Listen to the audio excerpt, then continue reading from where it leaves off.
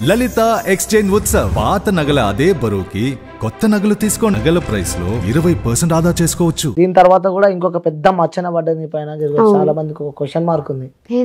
So బర్రెలక్కకి పెళ్లి అయిపోయింది అని చెప్పి కూడా చాలా వైరల్ అయిన వీడియో. ఎందుకంటే మన ఇంటర్వ్యూ ద్వారా సో జనాలు ఏమనుకుంటున్నారో, సో అసలు వాస్తవాలు ఏం జరిగినాయో సో మనం చెప్పే ప్రయత్నం అయితే మనం చేస్తున్నాము. సో అదొక్క మచ్చ అంటే మనం ఇప్పటికీ ఆల్మోస్ట్ అన్ని క్లియర్ చేసినాము. సో బర్రెలక్కకు ఆల్రెడీ పెళ్లి అయిపోయింది అని చెప్పి కూడా వాళ్ళకి సంబంధించిన వాళ్ళతో కూడా కొన్ని వీడియో బైట్స్ కూడా మనం చూసినాం బయట. సో దాన్ని మీరు ఏం చెప్దాం అనుకుంటున్నారు? ఇప్పుడు నేను వచ్చిన ప్రాసెస్ ఏందన్నా, సమాజంలోకి ఏం చేయడానికి వచ్చిన, సేవ చేయడానికి వచ్చిన. మళ్ళీ సేవలో తప్పు ఉంటే మాట్లాడగా నా పర్సనల్ విషయాలు జనాలకి ఎందుకన్నా నేను అనుకుంటున్నా. ఇప్పుడు నేను ఒక పని మీద బయటకు వచ్చిన, నిరుద్యోగం అనేది ఉండకూడదు, నాలాగే ఎవరు ఇబ్బంది పడొద్దు. ఇంకెప్పుడైనా నిరుద్యోగం పైన నిర్లక్ష్యం చేయాలంటే ఎవరైనా భయపడాలి, సమాజానికి సేవ చేయాలి. నేను ఎన్నో అనుభవించిన, నా ఏజ్ 26 ఏండ్లు, కానీ నేను ఎంతో అనుభవించింటే ఇంత పెద్ద నేను తీసుకున్న అడుగులో నా ప్రాణం పోతుందని కూడా నాకు తెలుసు, పోయే సిచ్యువేషన్స్ ఉంటాయని కూడా తెలుసు. నేను ఎలక్షన్లో ఏడ వండుకున్నా, ఏడ తిన్నా, రాత్రి పోయినా కానీ ఏడ వండుకుని ఏడ తిన్నా కూడా ఎవరికి తెలియదు, చెప్పలేము. మా తమ్ముని కొట్టారు, రేపు నన్ను కొట్టడానికి గ్యారెంటీ ఏముంది? అలాంటి సిచ్యువేషన్లో నేను ఇంత నిలబడినా అంటే నేను ఎన్ని ఎదుర్కొని ఉంటే నేను సమాజ సేవ చేయడానికి ఈ నిర్ణయం తీసుకున్నా. నేను చేసే సేవలో ఏదన్నా మిస్టేక్ ఉంటే నువ్వు ఏలెత్తు చూపి, నా పర్సనల్ విషయం అనేది ఎవరికి అవసరం లేదు. వాళ్ళ ఇంట్లో అంత చక్కగా ఉన్నప్పుడు నాకు చెప్పాలి. సో ఈ ప్రచారాలు చేసింది, ఇలాంటివి క్రియేట్ చేసింది కూడా ఓర్వజాలని వాళ్ళే. అంటే అక్కడ అవతల వాళ్ళకి సంబంధించిన వాళ్ళు కూడా వీడియో బైట్స్ లో మనం చూస్తున్నాము. వాళ్ళకి ఏం చెప్తారు మీరు? వాళ్ళకి ఏం చెప్తున్నా వాళ్ళ ఇంట్లో చక్కగా ఉన్నప్పుడు నాకు చెప్పమని నేను అనుకుంటాను. ఒక ఆమె నా గురించి చెప్పింది, ఆమె గురించి నేను ఇప్పుడు చెప్తా వీడియో. హస్బెండ్ కి పక్షవాతం వచ్చింది. హస్బెండ్ కి పక్షవాతం వస్తే నీకు సేవ చేయడం నా శాత కాదని హౌజ్లో ముంచింది తలకాయ. మళ్ళీ ఆమె గురించి ఆమె చెప్పుకోదు ఎందుకు? ఆమె చెప్పుకోవాలి కదా, నా మొగని కూడా నేను తలకాయ ముంచినా అని చెప్పుకోవాలి కదా. నా విషయాలు బయట పెడుతుందే, ఆమె విషయాలు ఆమె అవునయ్యా నేను కూడా మొగన్ని హౌజ్లో ముంచిన, పక్షవాతం వచ్చింది, సేవ చేయడానికి శాతగాక హౌజ్లో ముంచిన, సంపుదాం అనుకున్నా కానీ బయట వాళ్ళు వచ్చి నన్ను దన్నీరు, నా మొగని నీళ్ళకి తీసిరని చెప్పుకోవచ్చు కదా. మరి నా విషయం ఎందుకు చెప్పాలి ఇప్పుడు? సో నేను బయట ఏ ప్రాసెస్ మీద వచ్చినా ఆ ప్రాసెస్ సరిగ్గా లేకుంటే నువ్వు నన్ను క్వశ్చన్ చేయి. పర్సనల్ లైఫ్ అనేది ఎవ్వరికి అవసరం లేదు. ఓకే సరే, నెక్స్ట్ ఎప్పుడు బర్రెలక్క పెళ్ళి ఎప్పుడు? చేసుకుంటున్నా, కొంచెం సమాజ సేవ చేసుకుంటా, సమాజ సేవ చేసుకొని పెళ్లి చేసుకుంటా.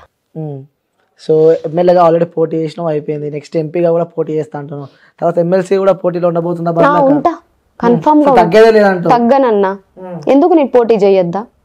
డబ్బు లేకుంటే రాజకీయంలోకి రావద్దా? ఏ డబ్బు లేదని నేను బాధపడ్డానో, ఒక్కొక్కరు వచ్చి వాళ్ళకి తోచినంత 10 రూపాయలు ఇచ్చిన వాళ్ళు కూడా ఉన్నారు నాకు. అంటే నేను ఒక మంచి పని చేస్తున్నా కాబట్టి ఇట్లా సపోర్ట్ చేస్తున్నాను. ఇంకొంతమంది అన్న నేను వేరే వేరే ప్లేస్లకు వెళ్ళినప్పుడు కూడా చిల్లర రాజకీయాలు చేస్తుంది అంటారు. చిల్లర రాజకీయాలు చేస్తుంది అని నాకు అంటారు, ఇండైరెక్ట్ అంటారు, అర్థమయ్యే వాళ్ళకి అర్థమవుతుంది ఉద్ర రాజకీయాలు చేస్తారు అనేసి అంటారు. సో అలాంటి వాళ్ళకి నేను ఒకటే మాట చెప్తున్నా, తెలంగాణలో కొన్ని వేల మంది సూసైడ్ చేసుకొని చచ్చిపోయారు. గవర్నమెంట్ నోటిఫికేషన్ సరిగ్గా రాలేదని, కొన్ని పేపర్ లీకేజ్, అప్పుడు వీళ్ళేం రాజకీయాలు చేసిరు. మళ్ళీ వాళ్ళు ఎందుకు అంటే బజ్జీల బండి ఇక్కడ బజ్జీలు తినుకుంటా, పానీపూరి బండి ఇక్కడ పానీపూరీలు తినుకుంటా, ఛాయల షాపులు ఇక్కడ ఛాయలు తాగుకుంటూ తిరిగిరా. నన్ను అంటారు కదా చిల్లర రాజకీయాలు, ఉద్దర రాజకీయాలని. నన్ను క్వశ్చన్ చేసేటప్పుడు నన్ను కాదు క్వశ్చన్ చేయాల్సింది. ఇన్ని లక్షల మంది బతుకుతున్నప్పుడు నోటిఫికేషన్ కరెక్ట్గా వేయని వాళ్ళని క్వశ్చన్ చేయడంలో లేని ధైర్యం నన్ను ఎందుకు క్వశ్చన్ చేస్తున్నారు? నేను ఒక చిన్న ఏజ్ అమ్మాయిని, ఒక అమ్మాయిని అయ్యుండు ఇన్ని తట్టుకొని నిలబడ్డప్పుడు నన్ను క్వశ్చన్ చేసేది, నన్ను క్వశ్చన్ కాదు చేయాల్సింది, పైన వాళ్ళని క్వశ్చన్ చేయి. ఏదైనా పర్ఫెక్ట్ లేకుంటే పర్ఫెక్ట్ అయ్యమని క్వశ్చన్ చేయి, నాకు కాదు చెప్పాల్సింది. అయితే ఇంకోటి చూస్తున్నాం, పవన్ కళ్యాణ్ కి రాని డిపాజిట్ కూడా రాలేదు, బర్రెలక్కకి బాగా ఓట్లు వచ్చినాయని చెప్పి కూడా కంపారిజన్ చేస్తున్నారు పవన్ కళ్యాణ్ గారితో మిమ్మల్ని. సో దాన్ని మీరేమంటారు? కంపారిజన్ చేస్తారు అంటే ఆయన పవర్ అనేది నా పవర్ నాది, ఆయన ఫాలోయింగ్ ఆయనకు ఉంటది. అట్లని నా విషయంలో ఆయన తక్కువ చేయడం అనేది నాకు కరెక్ట్ కాదనిపించింది. ఆయన అభిమానం ఆయనకుంటది, నా అభిమానం నాకుంటది. ఇక కొంతమంది ఇక చేస్తుంటారు అన్నాయి కానీ సార్ పట్టించుకోరు. సో చూస్తున్నాం ఆ వీడియోలు, అక్కడ వైఎస్ జగన్ ఏపీ ముఖ్యమంత్రి కూడా బర్రెలక్క అని చెప్పి కొన్ని సభలలో కూడా నీ పేరు చెప్పడం జరిగింది. సో అప్పుడు విన్నాం, అది హ్యాపీగానే అనిపించింది మాట్లాడడం. ప్రతి ఒక్కరు నన్ను గుర్తించిరు కదా, పవన్ సారు నన్ను గుర్తించిండు, జగన్ సార్ నన్ను గుర్తించిరు, చాలా మంది మల్లాడి సార్ కానీ, జేడీ సార్, ఐలయ్య సార్ కానీ, వీళ్ళందరూ నన్ను గుర్తించినందుకు చాలా హ్యాపీగా ఉంది. ఓకే, సో తెలంగాణ రాజకీయాల్లో కూడా బర్రెలకు ఒక సంచలనం అయిపోయింది. సో రీసెంట్ గా కొత్త ప్రభుత్వం వచ్చింది. అవును సో 6 గ్యారెంటీలు అనుకుంటా కూడా వాళ్ళు కాంగ్రెస్ ప్రభుత్వం ముంగడికి వస్తుంది, రేవంత్ రెడ్డి సీఎం అయిండు. అవును. సో నమ్మకం ఉందా కాంగ్రెస్ పార్టీ పైన మీకు? ఫస్ట్ నమ్ముతామన్నా, తర్వాత ఎట్లుంటది అనేది తెలుస్తుంది కదా.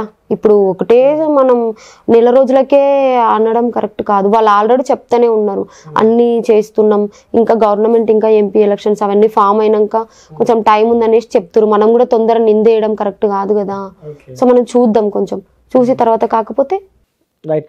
ఎంపీగా కూడా బీఎస్పీ నుంచి పోటీ చేయబోతున్నా లేకపోతే ఇండిపెండెంట్ గానే చేస్తాను. ఎందుకంటే ఆర్ఎస్ ప్రవీణ్ కుమార్ సార్ అంటే కూడా మీకు ఇష్టం వేరన్నా. ఇష్టం ఉంటది, ఇష్టం వేరు, పోటీ చేయడం అనేది వేరు. ఆయన నాకు కేసు విషయంలో హెల్ప్ చేసిండు, ఆయన అంటే ఇష్టం, నాకు అభిమానం. అట్లానే ఆయన పార్టీలో చేస్తాను నేను ఎక్కడ కూడా చెప్పలేదు. సో ఏ పార్టీ నుంచి ఆఫర్ వచ్చినా కాంగ్రెస్ ఇండిపెండెంట్ గా చేస్తా, ఎందుకంటే జనాలు నన్ను ఇండిపెండెంట్ గానే ఇష్టపడుతున్నారు. వాళ్ళకి ఇష్ట ప్రకారం నేను ఉండాలి కదన్నా. సో ఇంకోటి కూడా శిరీష కామెంట్లు చూస్తున్నాను అనమాట, ఏపీకి సంబంధించిన కొంతమంది వ్యక్తులు కూడా మేము కూడా బరలకలాగా ఇండిపెండెంట్ గా పోటీ చేయబోతున్నాము, సో మీ సపోర్ట్ నాకు కావాలని చెప్పి కూడా కొన్ని చూస్తున్నా. సో వాళ్ళకి సపోర్ట్ చేయబోతున్నా, వెళ్తా ప్రచారంకి, ఏపీ కూడా వెళ్తా. వాళ్ళు చాలా మంది నన్ను కాంటాక్ట్ అయ్యారు. సో మా ఇంటికి కూడా వచ్చిర్రు అనమాట. వాళ్ళు కూడా నిలబడుతున్నా, ఖచ్చితంగా నువ్వు ప్రచారంకి రావాలి మా సైడ్ అని చెప్పిరు. వాళ్ళ నెంబర్స్ కూడా ఇచ్చేసి వెళ్ళిరు. వాళ్ళకు ఎలా చేయాలనేది నన్ను అడుగుతున్నారు. నామినేషన్ వేసినప్పుడు ప్రాసెస్ కానీ లేకపోతే గ్రౌండ్ వర్క్ ఎట్లా చేయాలనేది నన్ను చాలా మంది అడుగుతురు. సో నేను ఇంటికి లేకపోయినా మా మమ్మీ దగ్గరికి వెళ్ళి మాట్లాడడం, నా నెంబర్ తీసుకొని, నేను కొత్త నెంబర్లు ఎత్తట్లేదన్నా, ఎందుకంటే కొంతమంది కావాలని గలీజ్గా మాట్లాడుతురు, గలీజ్గా. సో నేను అంత బాధ అనిపిస్తుంది. ఇంకొంతమంది కాల్స్ లిఫ్ట్ చేయట్లేదు, పొగరు వచ్చింది అంటారు. పొగరు వచ్చింది అన్న వాళ్ళకి నా ఫోన్ ఇస్తా, తీసుకొని మాట్లాడండి, అప్పుడు తెలుస్తుంది. నేను ఫోన్ ఆన్ చేస్తా, నీకు కాల్ ఎత్తడానికి కూడా టైం ఉండదు. కంటిన్యూస్ గా నైట్ 1-2 కాదు, నైట్ 1-2 కూడా కాల్స్ వస్తాయి. ఓకే. ఏపీకి పోయినా అమ్మాయి మధ్యలో ఎప్పుడైనా? పోలేదు, వెళ్తా. సో ఇప్పుడు నెక్స్ట్ ఏపీలో కూడా ఎలక్షన్ వస్తున్నాయి. అవును. సో జగన్ పాలన ఐడియా ఉందా? ఉందన్నా. సో జగన్, జనసేన పవన్ కళ్యాణ్, చంద్రబాబు నాయుడు ఉన్నారు. సో బీజేపీ కూడా ఉంది అక్కడ. సో అక్కడ ఏ పార్టీ గెలిస్తే బాగుంటది అనుకుంటున్నాను? నో కామెంట్స్ అన్నా, ఏం చెప్పాలనుకోవట్లేదు. కానీ ఇండిపెండెంట్ గా నిలబడ్డ ప్రతి ఒక్కరికి నేను వెళ్ళి ప్రచారం చేస్తా, ఏపీలో కూడా వెళ్తా. ఓకే. సో నెక్స్ట్ ఎంపీగా పోటీ చేయబోతుంది నాగర్ కర్నూలు నుంచి బరిలక అని చెప్తున్నారు. మరి చేస్తున్నా అదే కదన్నా. అందుకే కంటిన్యూగా ఇప్పుడు నాకు అంత అనుభవం లేదు అనేసి ఎమ్మెల్యే ఎలక్షన్స్ అప్పుడు చాలా మంది నన్ను అన్నారు, నీకు అనుభవం లేదు అని. ఈ ఎంపీ ఎలక్షన్ లో అలాంటి మాట రాకూడదు అనేది అనుభవజ్ఞులైనటువంటి కొంతమంది మేధావులను కలుస్తూ వాళ్ళ దగ్గర ఎలా మాట్లాడాలి, ఎలా ఏంటి అనేది నేను కంటిన్యూస్ గా ఇప్పటికి నేను ఎప్పటి నుంచి అయినా అన్న నేను చదువుకుంటున్న టైంలో అయినా మధ్యాహ్నం తిని కాసేపు ఒక అర్ధగంటనైనా పడుకునేదాన్ని. ఆఫ్టర్నూన్ ఎలక్షన్ నిలబడ నుంచి ఈ రోజు వరకు కనీసం 6 గంటలు 5 గంటలు నిద్ర కంటే ఎక్కువ పోతలేను. పొద్దుగాల లేస్తే రాత్రి ఇంటికి పోయే వరకు 9 అవుతుంది. అంటే కలుస్తూనే ఉన్నా కంటిన్యూగా. నాకు ప్రచారంలో సపోర్ట్ చేసిన వాళ్ళని కానీ వాళ్ళని కలవడం, వాళ్ళకు నేను చెప్పడం, థ్యాంక్స్ చెప్పుకోవాలి కదా. ఆ రోజు టైం లేకున్నది. ఆ రోజు చాలా మంది కొంతమంది నా ఫేస్ చూడకుండా వెళ్ళిపోయిన వాళ్ళు కూడా ఉంటారు. ఎందుకంటే నేను ఏ ఊర్లో ప్రచారం చేస్తున్నా వాళ్ళకు రూట్ మ్యాప్ తెలియక చాలా మంది ఇంటి వరకు వచ్చి వెళ్ళిపోయిన వాళ్ళు కూడా ఉన్నారు. సో వాళ్ళందరికీ నేను వీడియోల రూపంలో ప్రతిసారి థ్యాంక్స్ చెప్తున్నా, ఇప్పుడు కూడా చెప్తున్నా. వాళ్ళకి నేను ఎప్పటికైనా రుణపడి ఉంటా.